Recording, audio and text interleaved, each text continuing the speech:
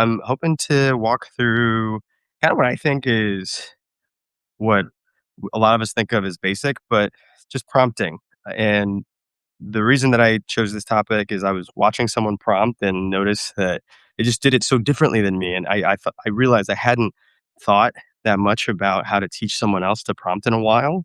Um, and so I thought I would do a session on it. For those of you joining for the first time, I'm Dr. Christian Pean. I'm a board certified orthopedic trauma surgeon.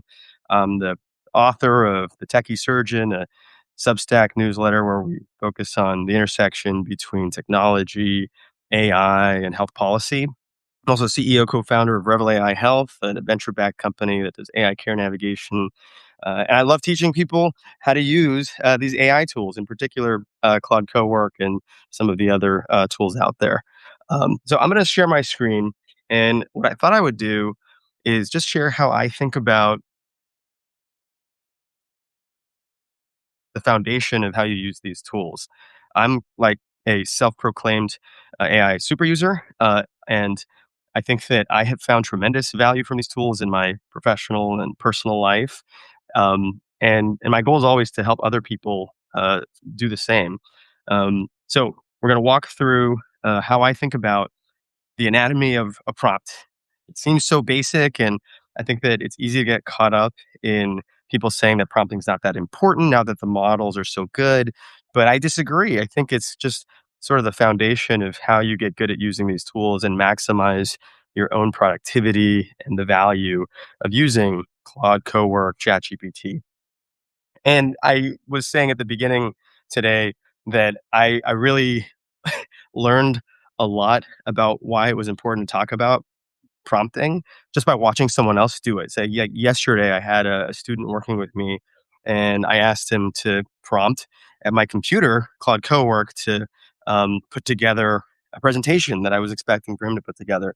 And first he typed, and I was like, "Try speaking," and I just saw that he had a lot of difficulty, I think, prompting in the way that would have helped him get the presentation in a short amount of time. So I think that then prompted myself, and we saw the contrast. And it was when I was prompting using whisper flow, speaking the prompt, he said something along the lines of, "Oh, I could never do that." And I didn't realize that people perceive just the conversational interface with these tools is a skill, probably because I've been doing it for a while. But my goal is to help you do it the same way I do or in your own way and just have some principles for prompting, and we'll do some live demos. If during the session anybody has like a question or even like a task or anything related to their own life that they'd like me to try to prompt around, I'd love to do it on the fly. Just type in the chat, and I have some setup examples, but we'll try to jump into your examples if you have one. So like, here's an example of just two prompts. All right, like let's say you wanted to learn more about hip fractures. A lot of people would go into Google search and search to learn about hip fractures. Like that's yesterday's way of learning about any topic. Here's on the left, right? Tell me about hip fractures. Well, what are you going to get when you put that input into one of these engines? Let's find out. Like, you don't have an audience here, no role, right? There's nothing else that you've specified other than that you need to know something about hip fractures. So go into Claude, and I'm just going to do that. I'm going to ask about hip fractures. Now, the bias here is that we're going to log into my cowork where it's been kind of trained in a way on my preferences for some time. So even the output that we're going to get in my Claude session is going to be different than what you might get in yours. I'll jump into actually just regular chat here in my Claude Cowork instance. So tell me about hip fractures. We're going to come back to this. And then we're going to use the other prompt here, a more detailed prompt. In this case, you are a patient educator at a busy orthopedic trauma. I'm an orthopedic trauma surgeon. After a hip fracture, fewer than a third of patients ever start osteoporosis treatment, yet treatment cuts the risk of a second fracture dramatically. I want to change that in my clinic, write for patients and families with no medical background at a 6th grade reading level, produce a one-page handout that frames a hip fracture as a bone attack, a warning event like a heart attack, explain why starting treatment matters now, use warm, non-alarmist tone, and end with 3 questions to ask your doctor. All right. So you can already see that there's a big contrast between these two prompts. And this one is starting here, but we're going to put my other one in and we'll revisit these two as we go through the presentation. But if it's not obvious, one is a simple question with no specification of the desired output, and the other is giving you context. Okay, now we're telling the AI tool that I'm a orthopedic trauma surgeon, all right, and that this is a patient education type of task. We are specifying the audience. In this case, it's going to be patients. It's not a doctor that is going to have to learn about hip fractures in this case. The role, we gave the AI a role. We said, you are a patient educator. Compile all of the evidence and the knowledge you have about being a patient educator and use that to construct your output. And that's the other thing is I have seen so often people just not specify the output that they want in the way that they want. One of my pet peeves, and I've got a close friend who does this, I don't like the way AI does X or Y. That's because you're not iterating with the tool. It's not that you don't like what AI is making, it's that you don't like what AI makes for you because you're giving poor instructions. And I think that in order for you to maximize these tools, you have to be willing to suppress your frustration and follow a framework that's a lot more specific. So, context, audience, role, and product. There's a ton of acronyms you can use for how you decide to remember um, what is the best composition of a good prompt. But I also kind of think of it like, you know, if AI is a really smart intern, or maybe not that smart an intern, it, like you would give specific instructions to someone who you were going to ask you to get coffee in the morning. Like if I tell an intern, could be a PhD level Harvard graduate, go get me coffee. And when they ask for more instructions, I just say, go get me coffee. They're going to do their best. If they come back with a frappuccino, but I actually wanted an Americano, with oat milk, that's on me for not giving the proper instructions. And I think that these tools are the same way. So context, audience, role, and product. And yes, as you use these tools and you start to kind of save prompts as skills, you don't have to rely on this as much. But at the beginning, I think it's really useful to think about it this way. The other principle, I think, in prompting and in using these tools in general is your first output is not final. And in many ways, it's the input for the next cycle of iteration.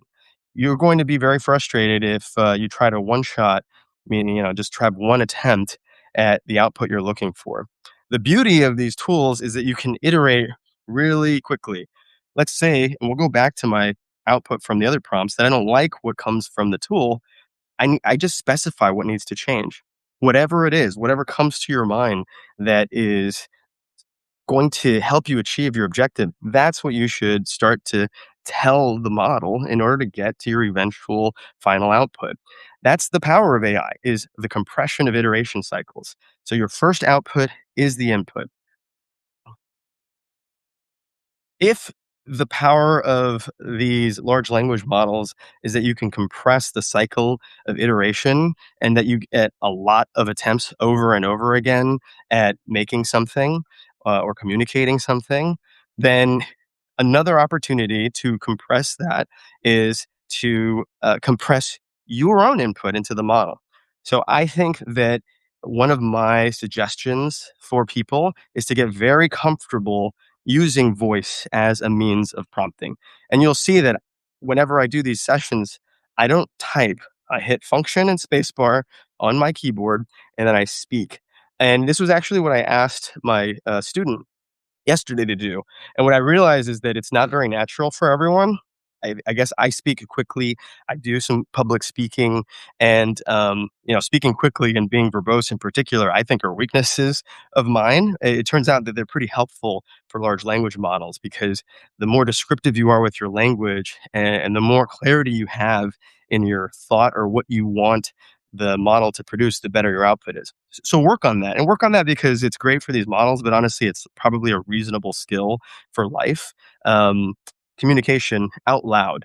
It's uncomfortable. I saw it in real time, the performance anxiety, whether I was in the room or not. I think that you see, like, the time start to go on these tools, and it just concerns you, and it's okay for it to be messy, you don't have to worry about grammar, but the reality is, and, I doubt that you type this slow, 40 words per minute, but maybe you do. The reality is you'll never be able to type as quickly as you can speak. So I use Whisper Flow. You can literally whisper as you're transcribing a prompt, and I think that it's just a very natural way to accelerate that iteration cycle.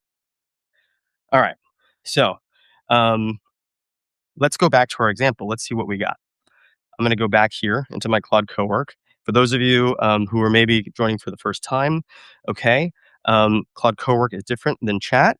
I'm actually in the chat tab, but this is a desktop based application. So if you are joining for the first time or just to be reminded, go Google Claude, de- download the desktop application. You got three tabs. I love orienting everyone to this tool as many times as needed. On the left side, you've got chat, you've got Cowork, you've got code. I actually ended up doing this in chat. My intention was to do this in Cowork, and we'll see why in a little bit. But let's see our output. We asked about hip fractures. First off, even this is a little bit biased because my Claude Cowork instance knows me. There's a ton of other tutorials on my Substack you can look at about setting up your cowork for the first time, having it interview you, giving it that context that a good prompt gives you, right? Okay, so tell me about hip fracture. They've got like this long text based output. Okay, since you operate on these, it's a little biased. It's got my context. I would encourage everybody to go into their own Claude Cowork instance now if you have access to it, and like see what your output is here. Um, but it knows that I'm a surgeon. It's telling me about the burden. I think that it's writing this in a way that is very much full of medical jargon. Femoral neck fractures are intracapsular. It's a reasonable answer. I don't see citations, right? Like, and then it prompts me to keep asking. With my more specific output, or with my more specific prompt, I got something very different.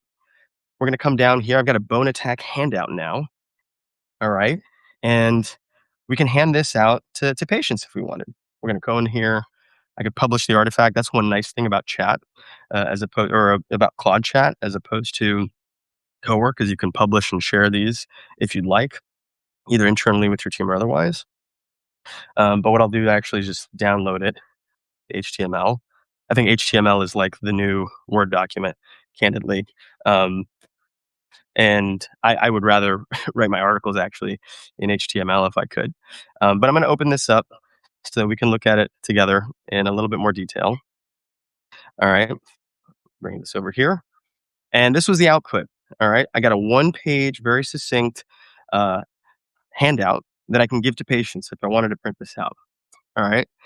And I think that that's kind of the point, is the output you get is going to be very different. Now, there's a lot that we can do with this. Well, now that we've prompted initially, we can iterate on that. And that's sort of my next point. Okay. We followed the care protocol. We described the context, the audience, the role of the AI tool, how the AI should think, and then we have an end product. All right. Now we're going to take it to the next level. We have our first output. Um, Once you have your output, it's your opportunity to change and to continue to iterate on it. I'm going to go ahead and say that instead of just having the output as a simple handout, even candidly already as I look at it, I can tell there's a lot I want to change. And I'm actually going to do this live instead of using this, this canned prompt here. But I'm going to go in to my Claude Cowork instance, and I'm going to adopt the care protocol of context, audience, role, and end product. We already have the context. We know that the audience is patients in this case. And I think that instead of this output, I want it in my branding. Let's say I'm going to use this at Duke. I think that for the output that you have, I want it to be Duke branded. I actually want this to have some interactive components to it. And in addition to having the HTML output, it would be really helpful for me to also have a PowerPoint that I could click through in a presentation. Okay. It's whisper flow. Um, I try to, again, iterate quickly. I can speak more quickly than I can type. We'll come back to this and see what kind of output we get. Coming back to the presentation here. The other thing that you can do besides applying branding, right, is actually create files from every single one of these prompts in Claude Cowork. And I think that the other piece of prompting that I would want to communicate is that everything is about context. Like whatever your objective or goal is needs to be explicit when you're using these tools, and you'll be really surprised at the output that you get. So we're going to go back, and what we can do is I've got one prompt there that we all saw together. Okay. Um, and in this case, we said to get a Duke branded output. I'm going to have a second output here that instead focuses on having a Revel AI branding. So I'll open up my window here. Okay. And I think that what the benefit of Cloud Cowork is that I can run numerous tasks at once. So I'm going to zoom out here so everyone can see my screen. We're going to get that output, the HTML from earlier. I'm going to work over in Cowork instead. I'm going to open up a new task. We'll go to downloads. I'm going to take that bone attack handout. I'm dragging it in. Output from before is input now. I have an HTML here on bone health that's patient facing. I want it to instead be branded with the Revel AI health colors. In this case, I'm actually going to be educating hospitals about how we can create branded material for them and their patients. I want the HTML to keep that audience in mind. The second output that I want is actually a visual prompt where I can make a very beautiful consumer grade image that I'll use as part of a drip campaign when I email prospective hospitals that I'm going to be selling this product to. You just get more and more comfortable, I think, like rambling instructions.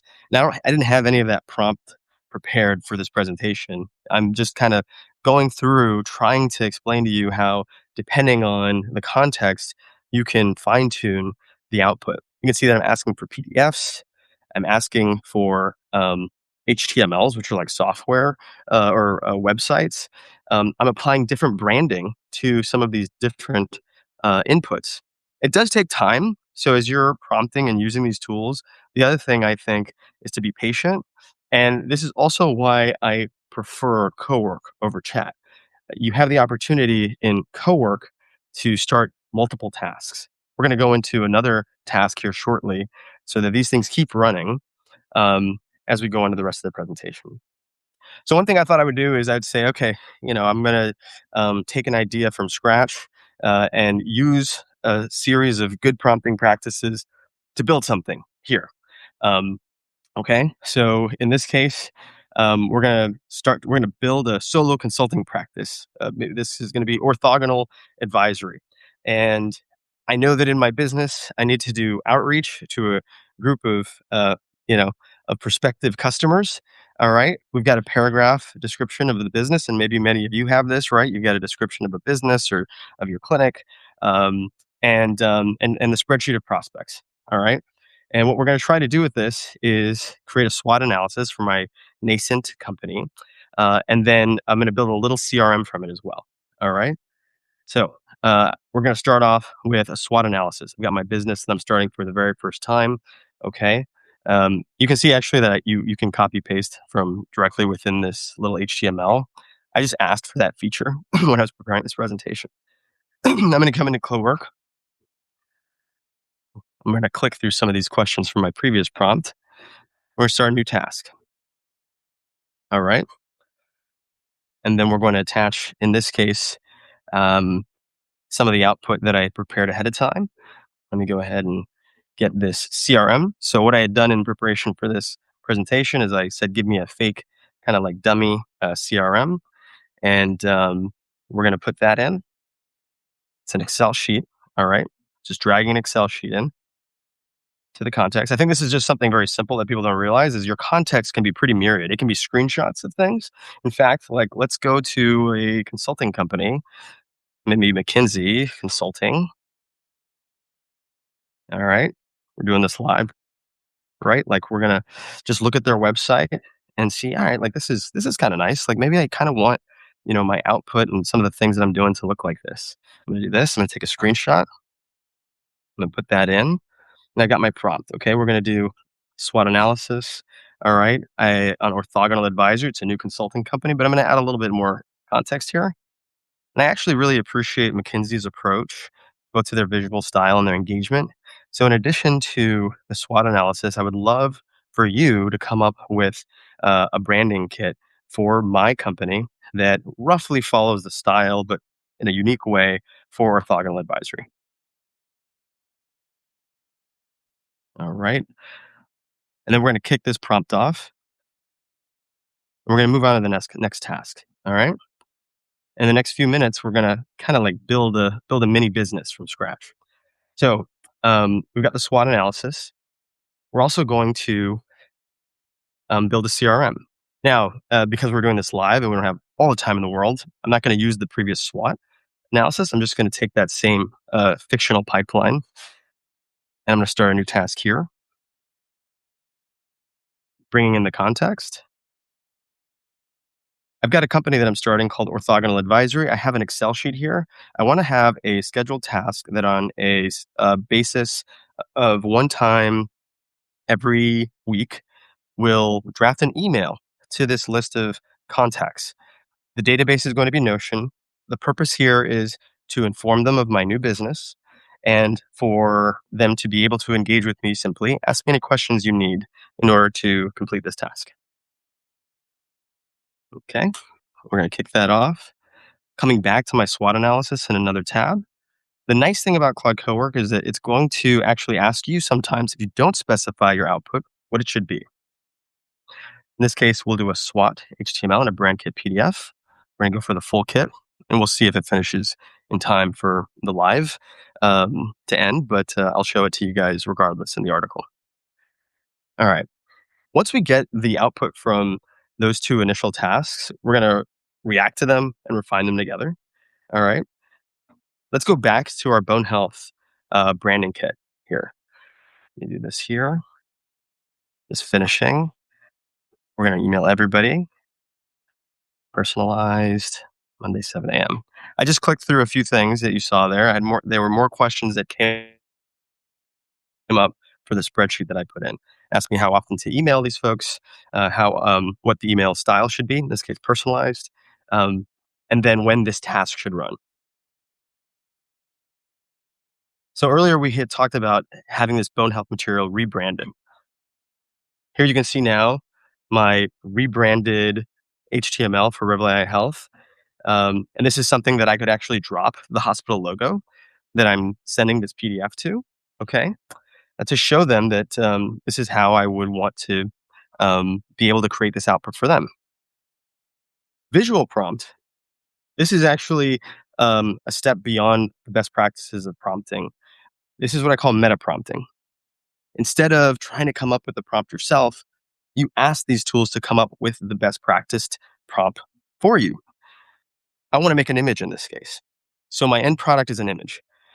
I know that a really good image is going to have a very good description, probably better description than what I can come up with just on my own rambling like you've seen me do throughout this live session. So I ask Claude Cowork to make a really good prompt for me based on a few descriptors I had. I said, beautiful consumer grade image. I said visual prompt. If you were to do that right now in your Claude Cowork instance, it may not know what a visual prompt is. You have to describe what a visual prompt is the first time you do this. For me, because I've done this numerous times and there's other things I do in the Claude Cowork instance, it knows that that's what I mean.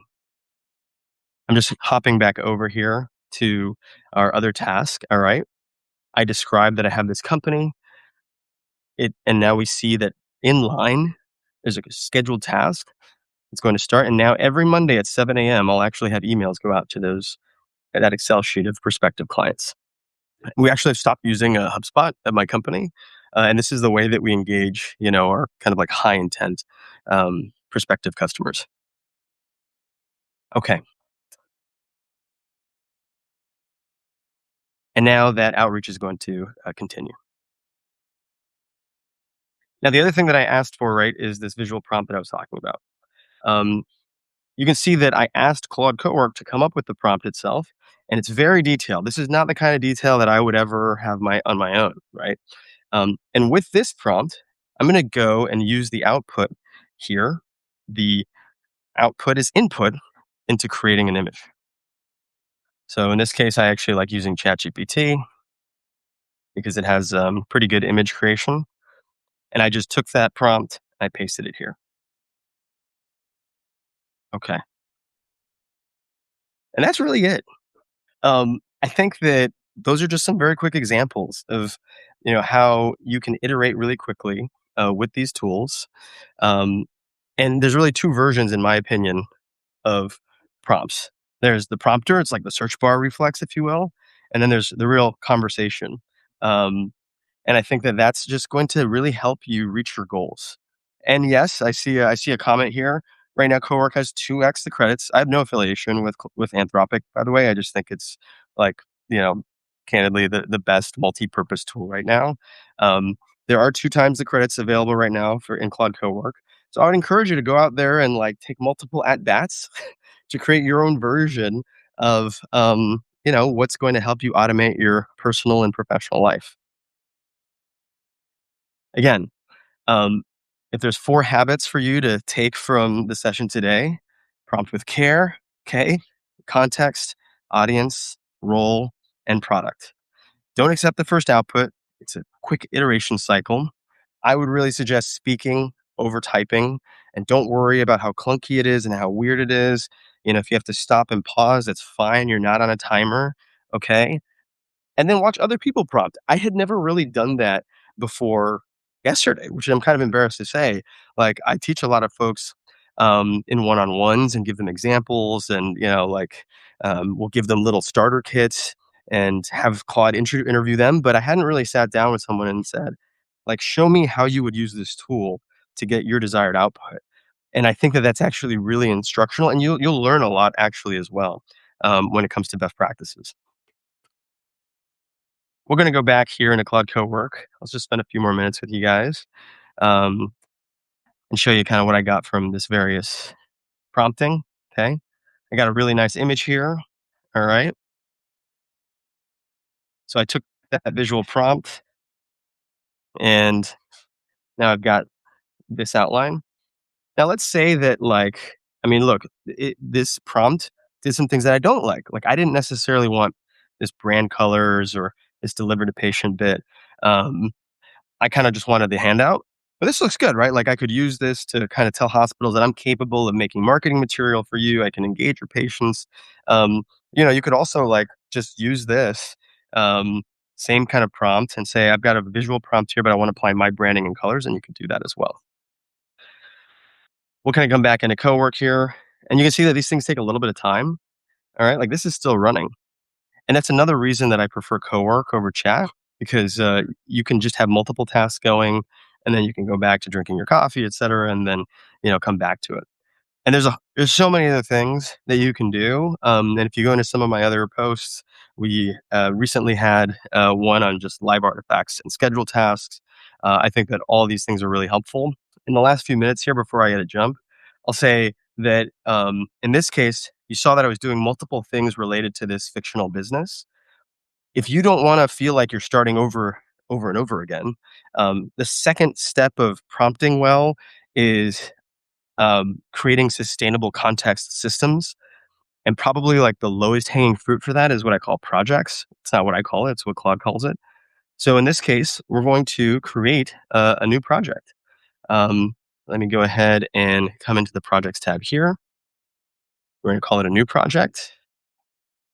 We'll say we're going to start from scratch. We'll call it orthogonal advisory.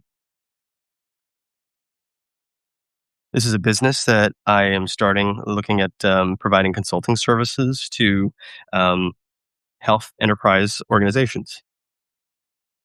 What we're doing here is we're creating context so that we don't have to start over and over again every single time. You can come in and you can drop files here, okay? And what we'll do is now that I've created that project, I'll move these chats that I had started into this project. You can share this with your team members, particularly in chat, but also, you can pin this so that you never lose it and it comes to the very top of your section here. I've got my folder. You can click and drag this to the top.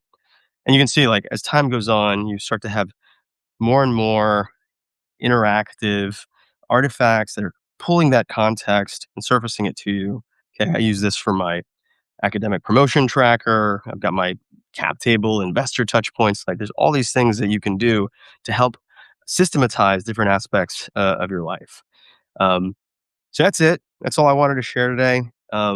Again, like I hope that this is helpful. And if you all have questions or have different things that you want me to go over, please just let me know either in the chat or message me directly. I am going to have a session soon where I kind of show end to end how I set up a live artifact for my research lab. That same like flow is applicable to like anything in your life that requires s- frequent touch points and to organize people. And in that case, my context is Gmail, and I've instructed people to email me with certain tags.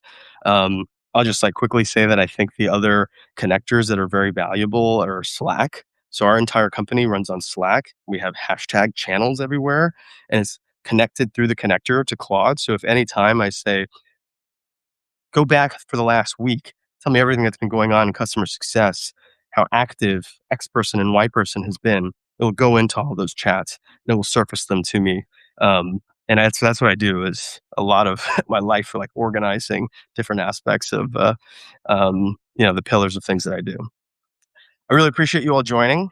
Um, Oh, yeah. Shannon saying, if you aren't using the terminal yet, you got it. Yes, I totally agree. So, baby steps, but Claude Code and the terminal should not intimidate you. Actually, like just yesterday, used my terminal to install the Higgsfield MCP, which actually maybe in the last couple seconds here, um, very cool. Um, I just installed it through my computer, and now like with a single prompt, I can create these videos. And this was just for fun, but I've got this video here we'll play. So why'd you choose ortho? I think there's just something about hammers and drills and bones that gets me going. I'm a simple man with simple needs. A tibia fracture, a total hip. Hell, I even love a good knee scope. Is there anything you don't like about your job? I don't like losing control. I'm canceling your case. Shift change.